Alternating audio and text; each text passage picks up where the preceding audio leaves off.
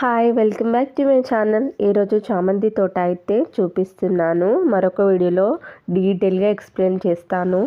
ఈరోజైతే మేము డిఎస్ఆర్ మాల్కి అయితే వచ్చేసాము సినీపోల్లో మూవీ చూడడానికి.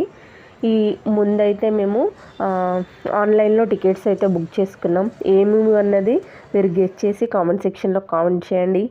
ఇక్కడ మూవీ అయితే స్టార్ట్ అవ్వడానికి ఇంకా 10 మినిట్స్ ఉంది. మేము వచ్చి మేమైతే వచ్చే దారిలోనే స్నాక్స్ అయితే తీసుకున్నాము. కానీ వాడైతే లోపలికి అస్సలు స్నాక్స్ అలో చేయలేదు.